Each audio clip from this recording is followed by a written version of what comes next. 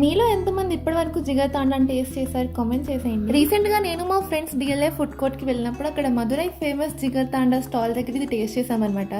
సర్లే అసలు దాని ప్రాసెస్ ఏంటి అని దాని మేకింగ్ వీడియో సరదాగా తీద్దాం అనిపించింది. నేను ఇప్పటి వరకు ఎప్పుడు టేస్ట్ చేయలేదు దీన్ని, ఇదే ఫస్ట్ టైం అనమాట. సో అందుకే వీడియో తీసాను. చాలా పెద్ద ప్రాసెస్ ఉంటుందేమో అనుకున్నా, బట్ అంతేం లేదు. నార్మల్ ఫ్లేవర్డ్ మిల్క్ లో కోవా అండ్ ఇంకొక ఐటమ్ ఏదో వేసి ఇచ్చారు అండ్ దాని మీద కొంచెం ఎసెన్స్ కూడా వేసి ఇచ్చారు.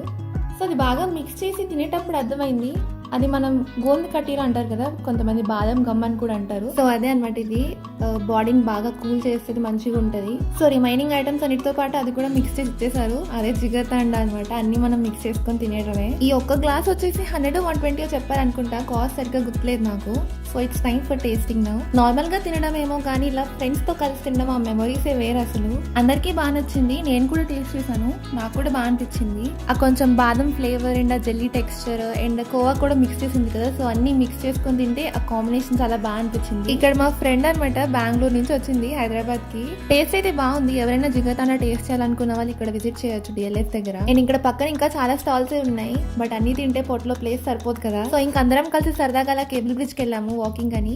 ఈ ఎండకి మార్నింగ్ టైమ్స్ ఎక్కడ తిరుగుతాం చెప్పండి, అండ్ నైట్ టైం కాబట్టి కొంచెం చల్లగా అండ్ వ్యూ కూడా చాలా బాగుంది అండ్ ప్లెజెంట్ గా ఉంది. అండ్ ఇక్కడ కొంతసేపు అలా తిరిగేసి కొన్ని పిక్చర్స్ తీసుకొని మళ్ళీ రిటర్న్ వెళ్ళిపోయా. ఇలాంటి చిన్న చిన్న మూమెంట్స్ మన లైఫ్ లో చాలా స్పెషల్ గా ఉంటాయి కదా. మీరు ఇలా మీ ఫ్రెండ్స్ తో కలిసి టేస్ట్ చేసిన ఫేవరెట్ ఐటమ్ ఏంటి కామెంట్ చేసి share your memories in the comment box. Video నచ్చితే like, share and subscribe. And thank you so much for watching.